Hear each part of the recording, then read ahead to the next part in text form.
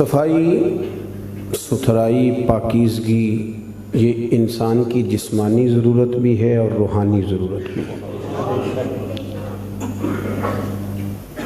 انسان جب اجلا ہوا ہوتا ہے، دھلا ہوا ہوتا ہے، اس نے غسل کیا ہوتا ہے تو دوسروں کی نظر میں نہیں، وہ اپنی نظر میں بھی اپنے آپ کو ٹھنڈا ٹھنڈا محسوس کرتا ہے۔ اس کی اپنی بھی وہ ضرورت ہے۔ اب میں اس کو اور سادہ کروں تو میں یوں کہتا ہوں کہ وہ اپنے آپ کو بھی پیارا لگنا شروع ہو جاتا ہے کہ وہ صاف ستھرا ہوتا ہے۔ بندہ مالدار ہو، پڑھا لکھا ہو، عالم فاضل ہو، ٹھیک ٹھاک ڈگریاں رکھتا ہو، جیب بھی بھری ہوئی ہو، لوگ بھی اسے جانتے ہوں، صرف کپڑے نہ صحیح پہنے ہوں، صرف کپڑے نہیں ٹھیک پہنے، میلے کچیلے ہیں، تو اس سے کہا جائے نا کہ صاحب چلو ذرا، تو کہتا ہے نہیں یار میرے کپڑے ٹھیک نہیں۔ تو آپ اسے کہیں کہ یار مطلب تو پڑھا لکھا بھی ہے، نہ تیری دولت کہیں گئی، نہ تیری ڈگری خراب ہوئی، کپڑے ٹھیک نہیں نا، تو کیا عرض ہے؟ لیکن وہ جانے کو تیار ہے، کہتا پہلے غسل کروں گا، کپڑے بدلوں گا، دھلے ہوئے پہنوں گا، صفائی والے پہنوں گا، پھر چلوں گا۔ ٹھیک کہہ رہا ہوں میں؟ اور اگر اسے کہا جائے کہ دو چار مہمان تجھ سے ملنے کے لیے آ رہے ہیں، وہ بندہ دولت بھی رکھتا ہے، ڈگری بھی رکھتا ہے، فہم و فراست والا بھی، صرف کپڑے نہیں صحیح، کپڑے آج میلے ہیں، دو چار دن ہو گئے کپڑے تبدیل نہیں کر پایا، یا کوئی کام کر رہا تھا تو کچھ مٹی زیادہ لگ گئی ہے، تو آپ جتنی مرضی جتن کریں وہ کسی کو ملنے کے لیے تیار کیوں؟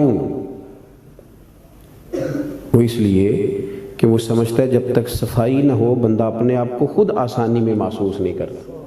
میری بات کی سمجھ آ رہی ہے آپ حضرات کو؟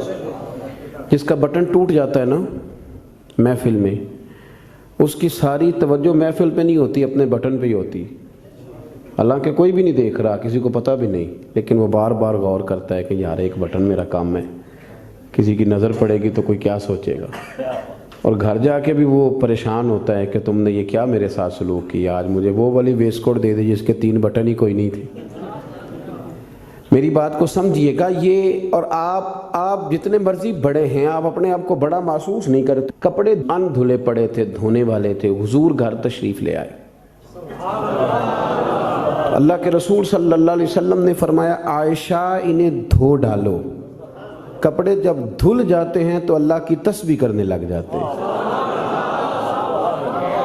یہ جب دھل جاتے ہیں تو اللہ کی تسبیح کرتے ہیں۔ صفائی ایک بڑا ضروری کام ہے، اور نبی پاک صلی اللہ علیہ وسلم نے اس کو پسند کیا ہے۔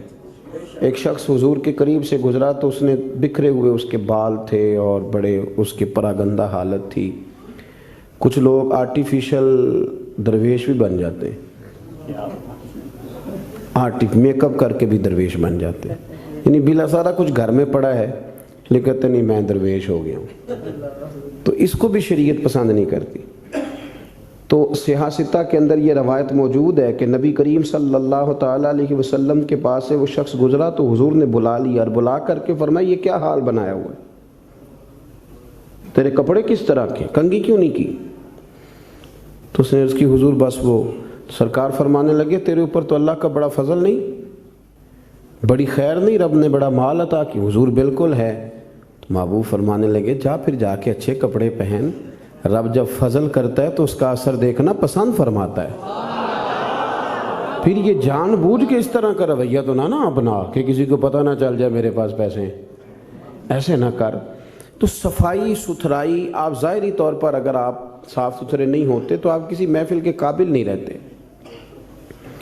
آپ 4 دوستوں کی محفل میں بیٹھنا اپنے لیے بوجھ محسوس کرتے ہیں، تکلیف ہوتی ہے کہ یار میرے کپڑے ٹھیک نہیں۔ صحیح بتائیے گا، اگر انسان کے کپڑے صاف ستھرے نہ ہوں اسے سکون نہیں آتا، تو اگر اس کے دل پہ میل کچیل ہو، بہت سارے لوگ کہتے ہیں مجھے سکون نہیں، لیکن ہم ڈرتے ہیں نا، ہم ان کو بتا نہیں سکتے، ڈرتے ہیں۔ بے سکونی کی کچھ وجوہات ہوتی ہیں، کچھ سبب ہوتا ہے۔ آپ کے کپڑے میلے تھے تو آپ بے سکون تھے، تو اگر آپ کا دل میلا کچیلا ہے نا، روح پہ کوئی دھبا لگ گیا ہے، یہ دھبے ہوتے ہیں، حسد ایک دھبے کا نام ہے، عداوت ایک دھبا ہے، تکبر ایک دھبا ہے، یہ سارے دھبے ہیں۔ اور بخاری میں نبی پاک علیہ السلام نے خود فرمایا جب تم گناہ کرتے ہو تو تمہارے دل پر سیاہ نقطہ لگ جاتا ہے، تو آپ اس نقطے کی موجودگی میں سکون میں رہیں، یہ کیسے ہو سکتا ہے؟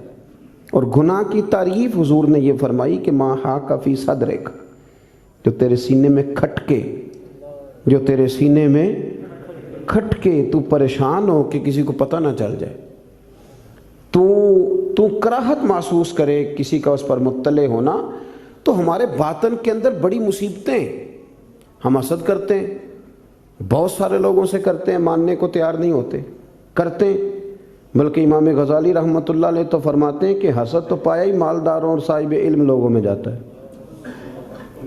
وہ کہتے ہیں غریب آدمی یا ان پڑھ بندہ تو اس دوڑ میں شامل ہی نہیں ہوتا۔ اصل مسئلہ اس بات کا نہیں ہوتا کہ میرے پاس نعمت نہیں، اصل رٹا یہ ہوتا ہے کہ میرے پاس تو ہے پر اس کے پاس نہیں ہونی چاہیے تھی، ادھر کیسے چلی گئی؟ اعلیٰ حضرت بریلوی رحمۃ اللہ علیہ نے بہت ساری کتابوں کا نچوڑ ایک جملہ ملفوظات شریف میں لکھا ہے۔ اعلیٰ حضرت فرماتے ہیں حسد کرنے والا اس بندے پر اعتراض نہیں کر رہا ہوتا، حسد کرنے والا بنیادی طور پر اللہ کی تقسیم پر اعتراض کرتا ہے، اللہ کی تقسیم پر۔ ہمارے اندر یہ میل چڑھ اور گھروں کے اندر یہ پوری ایک دوڑ شروع ہے، دیورانی کے اندر، جیٹھانی کے اندر یہ پوری دوڑ ہے، اور ایک وقت آتا ہے کہ بھائی بھائی سے حسد کرنے لگ جاتا ہے، کیسے سکون پائے گا؟ حسد ایک آگ ہے، اور ترمذی شریف کے جو لفظ ہیں حدیث کے وہ بڑے نرالے ہیں۔ نبی پاک صلی اللہ علیہ وسلم نے فرمایا حسد نیکیوں کو یوں کھا جاتا ہے جیسے خشک لکڑی کو آگ کھا جاتی، یعنی وہ کھائی جاتی ہے، لکڑی کی اپنی کوئی حیثیت باقی، تھوڑی دیر پہلے وہ لکڑی تھی اور اب وہ خاک ہے، حسد کھا جاتا ہے۔ تو اور پھر مزے کی بات یہ کہ یہاں حضور نے ایک اور بھی بات بیان کی، میں حسد نیکیوں کو کس کو کھاتا ہے؟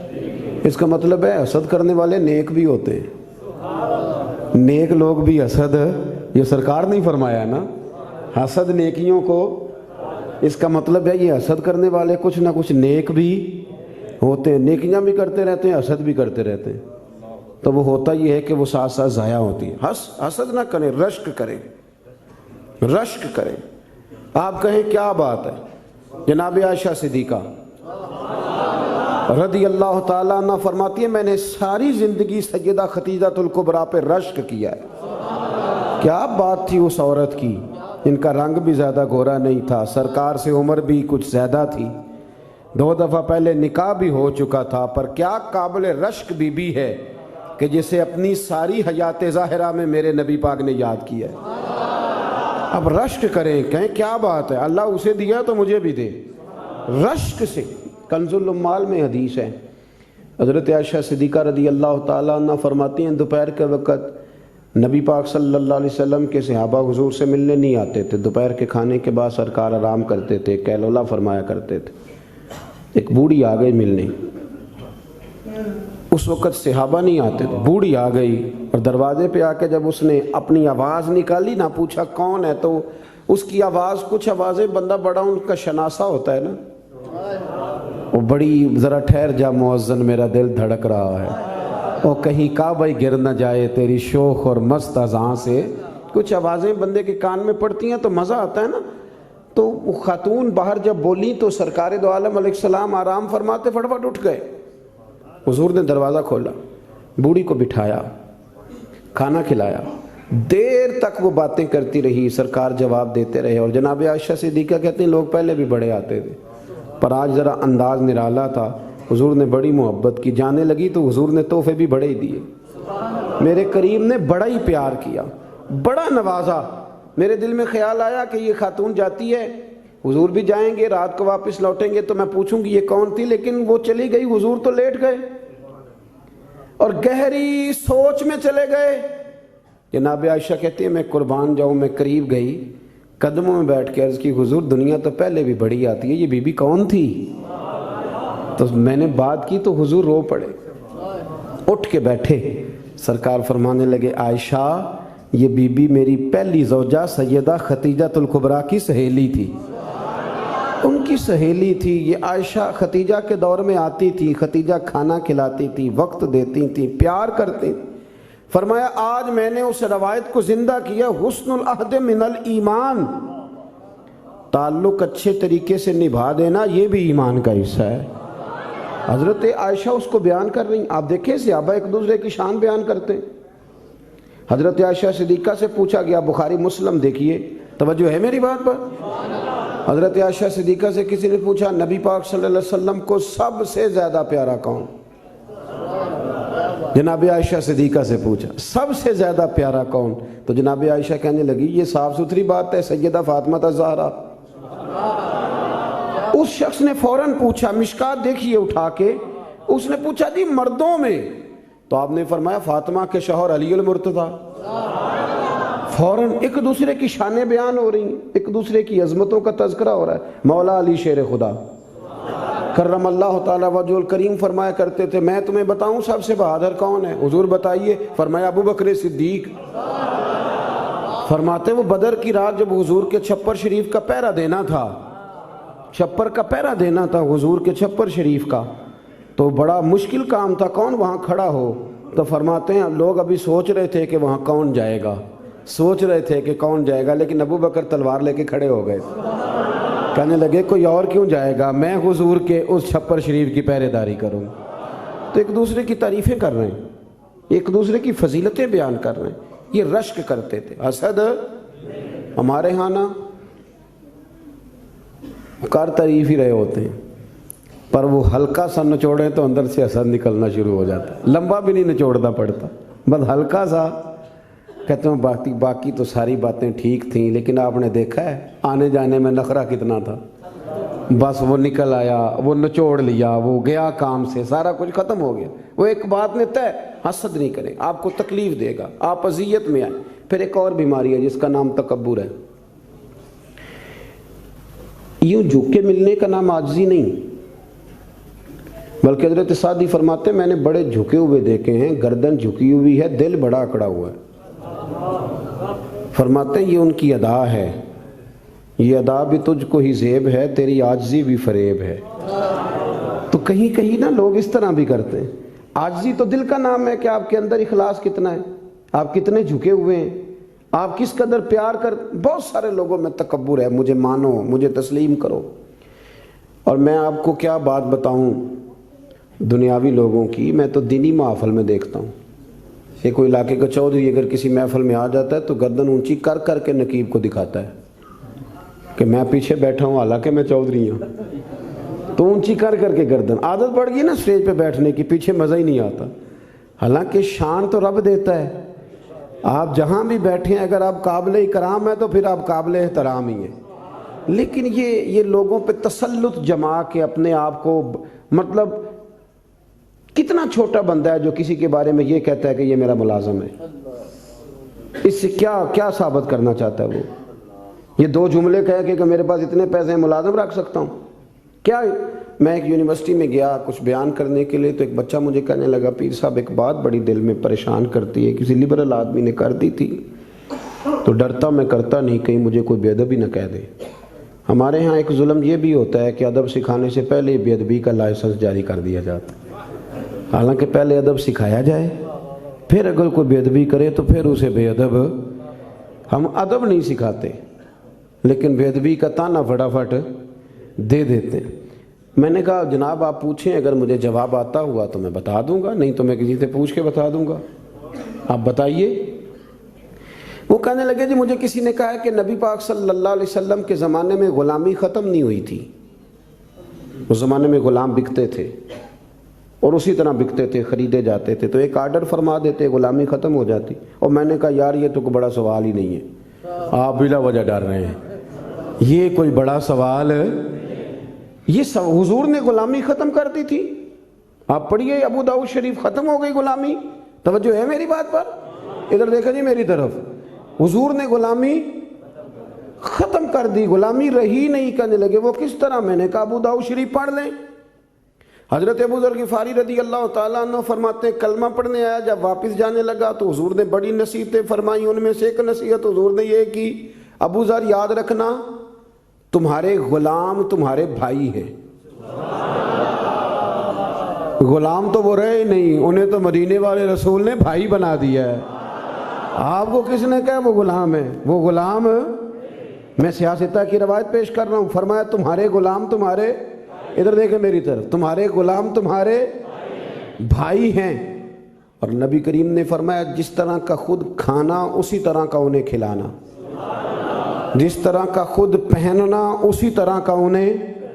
غلام غلام رہے گا جب وہ آپ کے جیسے کپڑے پہنے گا؟ آپ، وہ الگ بات ہے کہ جتنا مرضی وہ ہیومن رائٹس پہ بات کرے، انسانی حقوق کی تنظیمیں چلائے، غلام کو، ملازم کو اس طرح کی روٹی نہیں کھلاتا جس طرح کی خود کھاتا ہے، اسے اس طرح کے کپڑے پہناتا نہیں جس طرح کی خود پہنتا ہے۔ لیکن نبی پاک علیہ السلام نے یہ اعزاز فرمایا جس طرح خود کھانا اسی طرح انہیں کھلانا، جس طرح کا خود پہننا اسی طرح کا انہیں پہنانا۔ اور حدیث کا آخری جملہ یہ ہے کہ سرکار فرمانے لگے ان کی طاقت سے زیادہ ان پر بوجھ نہ ڈالنا، اور اگر کبھی انہیں کوئی ایسا کام بتاؤ جو ان کی طاقت سے زیادہ ہو تو پھر اس کام میں ان کی مدد بھی کرنا۔ مجھے بتلائیے، غلام تو غلام رہے نہیں، حضور نے تو سیٹ ہی ختم کر دی، انہیں بھائی بنا دیا ہے۔ وہ تو سیٹ ہی ختم ہو گئی، تو آپ یہ کیسے کہہ سکتے ہیں کہ غلامی ختم نہیں ہوئی؟ حضور نے تو انہیں بھائی بنا دیا۔ بھائی، ہمارے ہاں نا بڑا مزہ آتا ہے یہ کہہ کہ میرے 6 ملازم ہیں، بڑا مزہ آتا ہے، اور بڑا بندہ راضی ہوتا ہے جب وہ گاڑی میں بیٹھا ہوتا ہے تو 15 بندے آگے دوڑ رہے ہوتے ہیں، اس کو بڑا لطف آ رہا ہوتا ہے، لیکن اسے نہیں پتا کہ اس کے اندر تکبر آ گیا ہے۔ اب اس کے اندر ایک چیز پیدا ہو گئی جو اسے خراب کرے گی، وہ پھر کرسیاں ڈھونڈتا پھرے گا، اسے کہیں مزہ نہیں آئے گا۔ وہ نورانی محفل کے اندر بھی، روحانی محفل کے اندر بھی وہ تلاش کرے گا کہ کوئی مجھے جان لے، کوئی مجھے پہچان لے۔ وہ ہر جگہ پروٹوکول کا عادی ہو، اسے بیماری لگ جائے، کسی جگہ قرار نہیں پائے گا۔ وہ کہے گا پتہ نہیں مجھے سکون کیوں نہیں آ رہا۔ بھائی سکون تو آتا ہے چھپ جانے میں، سکون تو جاتا ہے کسی کونے میں جا کے اللہ اللہ کرنے میں، کسی کونے میں۔ بابا بلے شاہ صاحب، بابا صاحب رحمۃ اللہ علیہ فرماتے ہیں میں نے اعتکاف کبھی قصور میں نہیں کیا، اس گاؤں میں جاتا تھا جہاں مجھے جانے کوئی نہ، چلو 10 دن تو میں الگ ہو کے اللہ اللہ کر لوں۔ کہتے میں وہاں جا کے اعتکاف کرتا تھا، یہاں تو سارے ہاتھ چومنے والے تھے، اکثر کہا کرتے تھے اٹھ بلیا چلو تھے وسیے جتھے وس دینی سارے انے، اٹھ بلیا چلو تھے وسیے جتھے وس دینی سارے انے، نہ کوئی ساڈی ذات پچھانے نہ کوئی سانو منے۔ کبھی ایسی جگہ بھی تو جانا چاہیے نا۔ اور بڑے ناو سے میری طرح کے بندے بھی کہہ رہے ہوتے ہیں تسی تو کونے تو آ کے میرا نام پوچھو پہنچ جاؤ گے۔ وہ کبھی اپنے آپ سے پوچھ تو صحیح کہ یہ تو کہاں مبتلا ہو گیا؟ یہ شہرت، یہ شور شرابے، یہ آنا جانا۔ مزہ تو تب ہے کہ صبح قیامت آپ کو پردوں میں ڈال کے کہہ دیا جائے کہ جا تیری پردہ پوشی کی، تیرے عیب نہیں کھولے جائیں گے، بغیر حساب جنت میں چلا جا۔ یہاں یہ شور کرنا، اپنا آپ دکھانا، اپنا آپ بتانا، یہ تو علامت تکبر ہے۔ تھوڑا سا نیچے رہیں۔ یہ ہوتا ہے کئی دفعہ کہ انسان کچھ اللہ تعالیٰ اسے وقار دے دیتا ہے تو اس کا قد اونچا ہو جائے، اس کی سیٹ اونچی ہو جائے، لیکن دل اس کا سکون میں رہے۔ امام غزالی روایت لائے ہیں، حضرت حذیفہ بن یمان رضی اللہ تعالیٰ عنہ فرماتے ہیں میں اپنے قریب محبوب علیہ السلام کے ساتھ نہ سفر کر رہا تھا، گرمی کا موسم تھا، سفر کرتے کرتے ہم ایک باغ کے قریب سے گزرے تو سامنے کنواں نظر آیا۔ حضور فرمانے لگے حذیفہ یار گرمی بڑی ہے، غسل نہ کر لیں؟ میں نے کہا حضور بڑی بات ہے، کر لیں۔ کہتے ہیں سرکار کنویں کے قریب گئے تو کپڑوں سمیت غسل کرنے لگے، پھر بھی مجھے فرمایا کہ ذرا چادر نہیں تان لیتے؟ میں ذرا پسند نہیں کرتا کہ یہ گرمیوں میں ہمارے بچے جس طرح کا لباس پہنتے، یہ تہذیب کے مطابق نہیں، تہذیب کسی اور چیز کا نام ہے۔ آپ ذرا کھلا لباس پہنیں اور آپ ذرا کچھ چیزوں کو چھپائیں، آپ مہذب لگیں گے، آپ مناسب لگیں گے۔ کالی بنیان پہن کے تو گلی میں نکل جانا، گلی میں کیا گھر میں بھی بیٹیاں ہوتی ہیں، بہنیں ہوتی ہیں، کیوں اس طرح کا لباس پہنتے ہیں جو غیر مناسب محسوس ہو؟ حضرت حذیفہ بن یمان رضی اللہ تعالیٰ عنہ فرماتے ہیں حضور کپڑوں سمیت غسل فرما رہے تھے، پھر بھی مجھے فرمایا چادر تان لو۔ توجہ ہے میری بات پر؟ یہ نوجوان ذرا زیادہ غور کریں کیا عرض کر رہا ہوں۔ کہتے میں چادر تان کے کھڑا ہو گیا، حضور غسل کرنے لگے تو پانی ٹھنڈا تھا، گرمی بھی بڑی تھی، حضور کو نہ ذرا لطف آیا تو فرمانے لگے تھوڑا اور نہ نہا لوں۔ میں نے کہا حضور نہائیں، کہتے ہیں سرکار کو اور لطف آیا، فرمانے لگے ذرا اور نہ نہاؤں۔ میں بڑا مطمئن تھا، بڑا راضی تھا کہ مجھے نوکری کا موقع مل رہا ہے۔ کہتے ہیں ایک دو دفعہ سرکار نے فرمایا، پھر حضور بس کرنے لگے تو میں نے کہا حضور تھوڑا اور غسل فرمائیں، گرمی بڑی ہے۔ کہتے سرکار اور غسل کرنے لگے، خاصی دیر حضور نہائے، غسل فرمایا، فارغ ہو گئے نا جب، میرا کلیجہ بڑا ٹھنڈا تھا کہ میں نے نوکری کر لی۔ جب فارغ ہو گئے تو حضور مجھے فرمانے لگے چل اب تو غسل کر۔ اگر روٹی بچ جائے تو بندے ڈرائیور کو بھیج دیتے، اگر کبھی بچ جائے، چلیں آپ نے کون سا مجھ سے ناراض ہونے، آپ تو اپنے ہیں، اگر کوئی دیگ بڑھ جائے تو مدرسے بھیج دیتے کہ وہ اس کو کہتے آپ یہی ہیں کہ اس کے پیروں کے نیچے فرشتے پر بچھاتے ہیں، یہ بھی آپ کہتے ہیں کہ آفت جی آپ کی بڑی شان ہے، آپ نماز پڑھاتے ہیں، پر دیکھ وہ بھیجنی ہے جو بچ گئی، وہ آپ بھیج دیں، بچ گئی ہے وہ زیادہ تھی تو ہم نے کہا چلو بچوں کو دے دیتے۔ یہ اعزاز نہیں دیا، دیکھ دے دی پر آپ نے عزت نہیں دی، وقار کا مزہ نہیں آیا اس کا، یہ کوئی سرور والا کام نہیں۔ میرا ایک دوست مجھے ایک دن کہنے لگا حضرت جی اگر کوئی ٹائم ملا نہ نکلا تو میں آؤں گا، میں کہا یار نہ آئیے دا کوئی مزہ ہے، ساڑھے کو تو ٹائم کٹ کے آنا یار، حد ہو گئی، تو کہے کہ میں بڑا مصروف ہوں پر آپ حکم تو کرے، میں سویرے ہی آیا، یہ کیا بات آپ نے، اسی کو بچے کچھ ٹائم آ لیا ہمارے پاس، تو آ تھوڑا سا سارا کچھ چھوڑ چھاڑ کے پتہ چلے کہ تو آیا ہے۔ میری بات کی سمجھ آ رہی ہے میرے عزیز؟ بات کو سمجھنا ہے آپ نے۔ حضرت حذیفہ بن یمان رضی اللہ تعالیٰ عنہ فرماتے ہیں کہ جب حضور غسل فرما چکے تو کہنے لگے اب تو غسل کر، کہتے ہیں میں غسل کرنے لگا تو سرکار نے فرمایا چادر مجھے دینا میں تان کے کھڑا ہو جاؤں، یعنی نبی کریم کی بات کر رہا ہوں۔ وہ ساری زندگی پیر صاحب نوکری کراتے رہتے ہیں، مرید پہ چڑھ جائے نا قرضہ تو کہتے ہیں اس کا ذاتی معاملہ ہے، تو جب تیرے گھر جھاڑو دے رہا تھا پھر نہیں ذاتی معاملہ تھا، تھوڑی تو بھی پیار کر لے، کبھی تو بھی ان کے ساتھ کہہ۔ وہ میرے ایک دوست ہیں پیر صاحب، تو عرس پہ میں گیا ہوا تھا تو ان کا بچہ وہ اپنے بیٹے سے پوچھتے ہیں کہ پتر وہ دال والا جو دیگ ہے وہ گرم ہی ہے نا؟ کہنے لگا ابا جی بس ٹھیک ہی ہے چل جائے گی، یعنی گرم کرنا بھی پسند نہیں صاحبزادے کے لیے، ابا جی چل جائے گی۔ تو پیر صاحب نے بڑا اچھا جملہ کہا، کہنے لگے پتر جب تو مریدوں کے گھر جاتا ہے تو تیرے ساتھ یہ سلوک کرتے ہیں، اس طرح تو نہ کر یار، کم از کم تیرا زور لگے گا ایک آرڈر ہی کرنا ہے ذرا گرم ہو جائے، پر ہم سمجھتے نہیں نا چیزوں کو، الا ماشاءاللہ اچھے لوگوں کی بات نہیں کرتا۔ میرے بھائی حضرت حذیفہ بن یمان رضی اللہ تعالیٰ عنہ فرماتے ہیں قربان جاؤں کریم رسول نے چادر تان لی، میرے لیے چادر تان لی، میرے لیے، تو امیر حرم میں فقیر بے نوا، تو کجا من کجا، یعنی میرے لیے چادر، میں گلیاں دا روڑا کوڑا تے میں نو محل چڑھایا ہے سانیاں، حضور نے چادر تان لی، کرنا غسل، اگر مجھے گرمی لگ رہی ہے تو تجھے بھی تو لگ رہی ہے نا۔ حضرت حذیفہ بن یمان کہتے ہیں میں نے کہا حضور میں بغیر چادر کے، فرمایا نا میں کھڑا رہوں گا تو کر غسل۔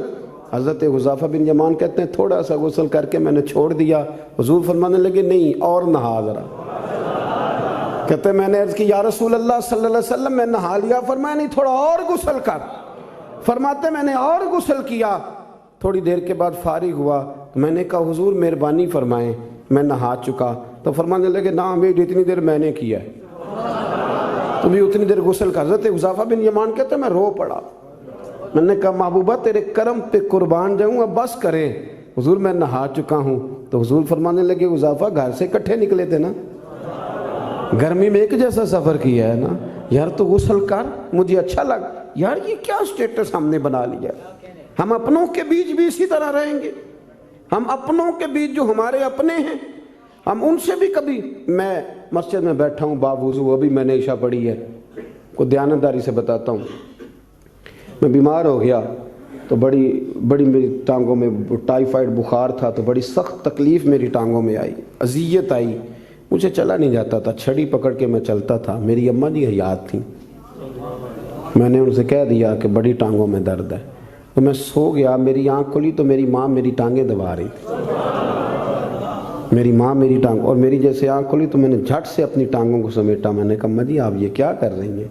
تو میری اماں جی نے کیا، وہ بیمار رہتی تھی شوگر تھی، کہنے لگی پتر تو نہیں میری روز دباندہ، آپ بات کو سمجھے نا، وہ وقت گزر گیا، وہ انتقال کر گئی، 8-9 سال بیت گئے، پر وہ کبھی اس وقت کو یاد کرتا ہوں تو دل ٹھنڈا ہو جاتا، ہمارا تو سٹیٹس اتنا خوفناک ہو گیا کہ ہمارے اپنے ترستے رہتے ہیں کہ چلو 2 جملے پیار کے ہی بول دے، 2 جملے، اور کسی کے لیے بھی نہیں یار، کسی کے لیے۔ سیدہ طیبہ طاہرہ حضرت عائشہ صدیقہ آپ فرماتی ہیں لوگوں ہم اس رسول کے ماننے والے ہیں جو جملوں کا بھی خیال کرتے تھے۔ کسی کی آج انداز تکلم کس طرح کا ہے، کوئی کس طرح، اس کا بھی حضور خیال کرتے۔ ایک دن مجھے گھر میں بیٹھے بیٹھے فرمانے لگے عائشہ جب تو راضی ہوتی ہے تب بھی مجھے پتہ چل جاتا ہے، اور جب تو ذرا تھوڑا سا دل میں کوئی بات رکھتی ہے تو پتہ مجھے پھر بھی چل جاتا ہے۔ تو جناب عائشہ کہتے ہیں میں نے فٹافٹ عرض کی حضور مجھے میری ماں روئے، میں اور آپ کے فرمایا چپ کر ذرا سن تو لے، پہلے ذرا سن تو صحیح نا، ذرا سن یا رسول اللہ حکم کریں۔ تو محبوب فرمانے لگے کبھی کبھی کسی دوسری بیوی کے پاس ذرا وقت گزاروں تو تیرے دل میں بات تو آ ہی جاتی ہے نا، ذرا سن نا، حضور حکم کریں۔ تو محبوب فرمانے لگے جب تو راضی ہوتی ہے نا تیرا طریقہ ہے کبھی کبھی قسم اٹھاتی ہے، جب تو ہوتی ہے نا مجھ سے ناراض تو کہتی ہے مجھے ابراہیم کے رب کی قسم، مجھے حضرت ابراہیم علیہ السلام کے رب کی قسم، اور جب تو راضی ہوتی ہے تو فرماتی ہے مجھے محمد عربی کے رب کی قسم۔ اب میں سمجھ جاتا ہوں کہ آج کوئی بات۔ جناب عائشہ کہتی ہیں میں بڑا روئی۔ حضور نے فرمایا کیوں روتی ہے؟ میں پھر رو پڑی۔ حضور نے فرمایا میں نے تو تیرے احساسات بیان کر تو رو پڑی۔ کہنے لگی روتی اس لیے ہوں کہ اللہ نے کیسا کریم رسول عطا فرمایا۔ حضور لفظ و جملوں تک کا احساس کہ آج فکرے کس طرح کے بیان کر رہا ہے، آج اس کا ذہن کس طرف چلا گیا، اس بات کا بھی خیال ہمارا۔ تو یقین کریں وہ بلند و باغ مزاج جانے ہمیں کہاں جا کے کھڑا کرے گا، کس جگہ پہ جا کے ہم رکیں گے۔ بڑا شوق ہے لوگوں کی گردنیں جھکانے کا، بڑا ہمیں شوق ہے، یہ میرا ملازم ہے، گھر میں بھی گئے ہیں تو 2-4 بندے کھڑے ہونے چاہیے اعزاز کے لیے، تھوڑا سا جھکے تو صحیح، تھوڑا پیار کرنا تو شروع کریں، تھوڑا یہ آپ کی گردن دیکھیں نا، جو بالکل اکڑ جائے وہ مردہ ہوتا ہے، اور جس میں کچھ نہ کچھ لچک ہو وہی تو زندہ ہوتا ہے۔ اگر آپ پکڑے ہوئے ہیں، اکڑ گئے ہیں آپ کو اپنے علاوہ، وہ کسی نے کہا تھا خدا مجھے ایسی خدائی نہ دے کہ اپنے سوا کچھ دکھائی نہ دے۔ کیا لے کے جانا ہے اس دنیا سے اگر آپ چند منٹ کسی سے پیار ہی نہیں کر پائے، کسی کا احساس ہی آپ کی طبیعت میں نہیں آیا، آپ کو ذرا خیال ہی نہیں آیا کسی کی بابت، لیکن ہمارا وہ احساس کدھر گیا؟ اصل بات یہ ہے کہ اندر تکبر چھپا لیا ہے، اب وہ نکلتا نہیں، کھٹکتا بڑا ہے، تنگ بڑا کرتا ہے، بڑی آرزو ہے کہ جانا جاؤں پہچانا جاؤں، سمجھتے نہیں۔ مولا کائنات شیر خدا علی المرتضیٰ حضرت مولا علی کرم اللہ تعالی وجہہ الکریم کوفے میں تشریف فرما تھے تو غلام سے کہنے لگے چل ذرا شاپنگ کرنے چلیں۔ کس سے؟ بول کے بتائیے، لے گئے ہو کبھی ملازم کو ساتھ؟ ہم تو ابا جی کو نہیں لے کے جاتے، حالانکہ ان کو کبھی کبھی لے جائیں تو انہیں بڑا اچھا لگے۔ کبھی کبھی والد صاحب سے کہیں نا کہ موسم بدل رہا ہو 2 جوڑے لینے چلے، ہم لے کے جائیں کبھی ان کو ساتھ بٹھا کے، ان سے کہ ابا جی آئیں میرے لیے کپڑے پسند کریں۔ ان بیچاروں نے بوڑھوں نے کیا پسند کرنا ہے، پر آپ ساتھ لے کے جائیں گے تو ان کا دل بڑا ٹھنڈا ہوگا۔ لیکن یہ کام بھی ہم یاروں کے ساتھ ہی کرتے ہیں، والد کو کہاں لے کر کے جاتے ہیں۔ مولا علی شیر خدا غلام سے فرمانے لگے چل نا یار کپڑے خریدنے۔ خادم کہتا ہے میں ساتھ گیا، حضرت علی نے 2 جوڑے خریدے، فرمایا آج 2 لینے بھی، ایک تیرا ایک میرا۔ کہتے ہیں ایک خاصا مہنگا لیا، ایک ذرا سستا لیا۔ میں فوراً سمجھ گیا مہنگا آقا کا ہے اور سستا اسی طرح ہی ہوتا ہے نا، مہنگا جوڑا آقا کا ہے اور سستا غلام کا ہے۔ کہتے ہیں تھیلے میں کپڑے ڈالے، میں نے اٹھائے، میں غلام تھا، وہ چوک آ گیا جہاں سے مولا علی نے اپنے حجرہ نور میں جانا تھا اور میں نے اپنے گھر جانا تھا۔ فرماتے ہیں وہ جگہ آ گئی، شیر خدا رضی اللہ تعالیٰ عنہ فرمانے لگے کہ لیا پتر میرے والا جوڑا مجھے دے دے، لا وہ میرے کپڑے مجھے دے دے۔ تو کہتے ہیں وہ بڑی ڈیفینیٹ تھی بات تھی، میں نے اسی وقت نکالا مہنگا جوڑا، جناب علی کو تھمایا تو حضرت علی فرمانے لگے یہ تو نہیں میرا۔ باتیں مزے کے لیے سنتے ہیں صرف، اگر ان کے سننے میں اتنا مزہ ہے تو اس پر عمل کرنے میں کتنا مزہ ہوگا، یہ بھی تو کبھی آپ محسوس کریں نا۔ حضرت مولا علی شیر خدا فرمانے لگے یہ نہیں میرا، میرا تو وہ دوسرا ہے، وہ کہتا میں نے ایک فلسفہ بیان کیا، ایک علت بیان کی، ایک لاجک میں نے بیان کی. میں نے کہا حضور آپ مہنگا پہنے کیونکہ آپ آقا ہیں، اور میں سستا پہنوں گا کیونکہ میں. تو حضرت علی نے فوری طور پہ حکم نہیں لگایا کہ نہیں تو دوسرا مجھے دے. عالم تھے نا، تو اس نے علت بیان کی تو پہلے اس کا وہ سبب توڑا، پہلے اس کی اس بات کا جواب دیا. دلیل کا جواب دلیل سے دینا چاہیے نا.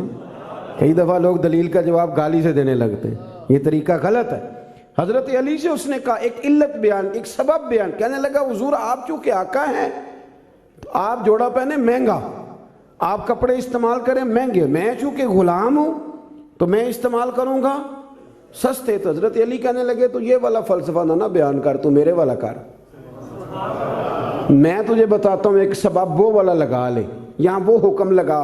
اس نے کہا حضور وہ کون سا؟ فرمانے لگے تو سستا مجھے دے نا کیونکہ میں بوڑھا ہوں، اور تو مہنگا استعمال کرنا اس لیے کہ تو جوان ہے، اور جو جوان ہوتے ہیں وہ مہنگے کپڑے پہنتے ہیں. فرمایا یہ والا نقطہ یہاں لگا نا، یہ کلیہ یہاں استعمال کر. تو خادم کہتا ہے کہ حضرت علی نے مجھے شان بھی دے دی، اعزاز بھی دے دیا، اور مجھے بات بھی سمجھا دی. تیسری بات ہے، اس کا بھی ضرور خیال رکھیں ہمیشہ اپنی زندگی کے اندر. آپ کو سکون ملے گا، آپ کو اطمینان ملے گا. ہم نا آرام پسند بہت ہو گئے. سب سے زیادہ ہمیں پریشان وہ بندہ کرتا ہے جو ہمارے آرام میں تھوڑا سا خلل ڈالتا ہے. اسپیکروں پہ پابندی کیوں لگی بھلا؟ جھگڑے شگڑے اب کوئی نہیں ہوتے تھے، اب کہاں دور رہ گیا ہے. اب تو صرف لوگوں کی نیند خراب ہوتی تھی، اور جو سوسائٹیوں میں رہتے ہیں نا ان کے لیے زیادہ مسئلہ تھا. ہم ذرا سا بھی اپنی نیند قربان کرنا، اپنے اوپر تھوڑا بوجھ لینا پسند نہیں کرتے. رات کو کچھ لوگوں کو جاگتے رہنا بڑا ضروری ہے. ڈاکٹر کے لیے اپنا موبائل آن رکھ کے اسے سونا چاہیے، یہ میری گزارش ہے. اس لیے کہ کسی وقت بھی کوئی مریض اس کو فون کر سکتا ہے. جو لوگ سیکیورٹی اداروں سے تعلق رکھتے ہیں ان پر ضروری ہے کہ وہ رات بھی اپنے موبائل کو آن رکھے. جن کی ذمہ داری میں کچھ لوگ ہیں، میرے پاس ایک ایسا نمبر ہے، رات بھر وہ نمبر، میرے پاس مدرسے کے بچے ہیں، وہ کسی وقت میری ضرورت پڑ سکتی ہے. مجھے سینکڑوں دفعہ کہا ہے گھر والوں نے بھی باہر والوں نے بھی کہ آپ اس کو بند کر دیں. تو میں کہتا ہوں پھر یہاں تو مدرسہ بھی بند کرو نا، کیا ہو جائے گا؟ مثلا نیند تو اگر اللہ آپ کو سکون دینا چاہے تو 20 منٹ کی نیند میں نیند پوری ہو جاتی ہے. اور اگر وہ مالک بے نیاز ہے، کبھی نہ سکون آئے تو سارا دن نہ بستر سے نکلیں، سستی نہیں جاتی. صحیح کہہ رہا ہوں میں؟ تو تھوڑی اگر آپ اپنی نیند قربان کر لیں گے کسی کے لیے، کسی کو سکون دینے کے لیے، تھوڑی سی نہیں دیتے ہم. ہمیں تو بس یہ ہے کہ میرے لیے سارے جاگیں گے، میں نہیں اٹھوں گا کسی کے لیے. ہر آدمی ہائی الرٹ کھڑا رہے. اس سے انسان بہت بڑا خود غرض ہو جاتا ہے، اور جب وہ کسی کو سکون نہیں دیتا تو پھر اسے نیند بھی نہیں آتی. اگر ہم تھوڑا احسار کریں. حضرت انس بن مالک رضی اللہ تعالیٰ عنہ فرماتے ہیں رات کا وقت تھا، مدینے کے ایک کونے سے چیخنے چلانے کی آواز آنے لگی بڑی شدت کے ساتھ. قاضی ایاز رحمۃ اللہ علیہ نے بھی لکھا ہے، اور بھی دیگر سیرت نگاروں نے نقل فرمایا ہے، تیز ایک کونے سے تیز آواز چیخنے کی آنے لگی. فرماتے ہیں سب لوگ جمع ہو گئے جن کے کانوں میں آواز گئی. ہم نے نیزے، تیر، تلواریں، ساری چیزیں جمع کرنی شروع کر دی کہ ادھر جاتے ہیں اور جا کے دیکھتے ہیں وہاں کیا ہے. کہتے ہیں ہم تیاری کر چکے جب، اور ہم نے منصوبہ بنا لیا، اور جب ہم نے رخ پھیرا نا ادھر جانے کے لیے تو اللہ کے نبی صلی اللہ علیہ وسلم وہاں سے واپس آ رہے تھے. اور کہتے ہیں حضرت ابو طلحہ انصاری رضی اللہ تعالیٰ عنہ کے گھوڑے پر آپ سوار تھے، اور گھوڑے کی پشت پر کوئی اور چیز نہیں تھی، یعنی کوئی کجاوا نہیں ڈالا، کوئی کپڑا نہیں ڈالا، ننگی پشت پر حضور سوار تھے، ہاتھ میں ایک نیزہ تھا. اور حضور اکیلے گئے، اکیلے واپس آئے، اور آ کے فرمایا بھی سو جاؤ سو جاؤ، کوئی پریشانی کی بات نہیں. وہ جانور لڑ پڑے تھے، میں دیکھ آیا ہوں، کچھ بھی نہیں ہے، سارے آرام سے سو جاؤ، کوئی ایسا مسئلہ نہیں. حضرت انس کہتے ہیں باقی تو ساری دنیا سو گئی تو میں ساری رات سوچتا رہا کہ محبوب تو ہماری سوتے ہوئے بھی نگہبانی فرماتے ہیں، جو حضور سب سے پہلے چلے گئے دیکھ کے لوٹ بھی آئے، اس کا مطلب ہے کہ سرکار جاگ رہے تھے۔ حضور نے ویسے بھی فرمایا ہے کہ میری آنکھیں بند ہوتی ہیں، دل میرا بیدار ہی رہتا ہے۔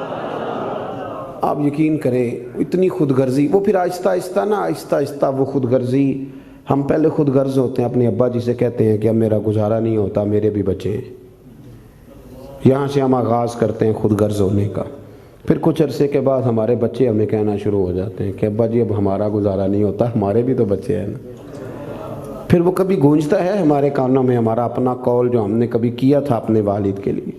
اپنی زندگی میں اگر آپ عاجزی لے آئیں، انکساری لے آئیں، حسد چھوڑ دیں، پیار لے آئیں، رشک لے آئیں، اپنی زندگی کے اندر تھوڑا سا کسی کے لیے ایثار کرنا شروع کر دیں، قربانی دینا شروع کر دیں، تھوڑا سا اپنے اوپر ہلکا سا بوجھ ڈالیں، تو شاید وجود تھوڑی دیر کے لیے تھک جائے لیکن روح کو بڑی آسودگی حاصل ہوگی، دل آپ کا سکون میں آ جائے گا۔ آپ ایسے محسوس کریں گے کہ میں اصلاح پذیر ہو گیا ہوں، میرے باطن کے اندر جو میل کچیل تھے وہ چھٹنے لگے، وہ دھبے اب آہستہ آہستہ کر کے دور ہونے لگے ہیں۔ آپ کی اس محفل میں بھلا مہمان خصوصی کون ہے؟ یہ بزرگ مشائخ تو آئے ہیں ہماری سرپرستی کر رہے ہیں، لیکن اس محفل کا سب سے خاص بندہ وہ ہے جس نے محفل سے پہلے مسجد میں جھاڑو دیا، جس نے صفیں بچھائیں، جس نے اشتہار لگایا، جس نے جذبہ کا اظہار کیا۔ اس بیچارے کی شاید فوٹو بھی نہ آئے، شاید بہت سارے لوگوں سے جانے بھی نہ، لیکن میں نہیں جانتا، حضرت نہیں جانتے، مفتی صاحب نہیں جانتے، پر جس رب رسول کے لیے کیا وہ تو جانتے ہیں نا۔ اچھا وہ میں نے اس طرح کے کارکنوں کو اکثر دیکھا ہے کہ وہ دور کھڑے مسکرا رہے ہوتے ہیں محفل کو دیکھ دیکھ کے، میرا جلسہ بڑا کامیاب ہو گیا، دیکھو جی میری محفل۔ ان کو جو آسودگی حاصل ہوتی ہے نا دوسروں کو صفے بچھا کے دینے میں، اعزاز دینے میں، محنت کرنے میں، شہرت تو کسی اور کی ہوئی، پوسٹر پہ نام تو میرا لگا، فوٹو تو میری لگی، اس بندے نے کیا کمایا؟ اس نے اپنے دل کا سکون حاصل کیا، اس نے راحت کمائی، وہ ٹھنڈا ہوا، اسے اللہ تبارک و تعالیٰ نے سکون کی دولت دی۔ وہ رات کو جب سوئے گا تو کہے گا میں نے کمال نہیں کر دی، حالانکہ کسی کو کوئی پتہ نہیں، اس کی وہ جو ساری باتیں ہو رہی ہیں وہ رب رسول کے ساتھ ہو رہی ہیں، اللہ نبی۔ یہ والا سکون تلاش کریں، پھر آپ دیکھیں کتنی جلدی اللہ تعالیٰ آپ کے دل کو سکون دیتا ہے۔ یہ زیادہ دور نہیں ہے، یہ بہت مشکل کام نہیں ہے، کچھ چلے مجاہدے کرنے والا کام نہیں، یہ تھوڑا سا دل کی نگرانی کرنے والا کام ہے۔ تھوڑا سا دل کی نگرانی کریں، دیکھیں کہ یہاں کون کون ایسی چیزیں پیدا ہو گئی ہیں جو خرابی کرنے والی ہیں، اذیت دینے والی ہیں، بس ان سے ذرا ذرا سا بچنا شروع کریں، پھر دیکھیں اللہ تبارک و تعالیٰ کتنی آسانی عطا کرتا ہے۔ دعا کرتا ہوں جو میں کہہ سکا میرا مالک اسے قبول فرمائے۔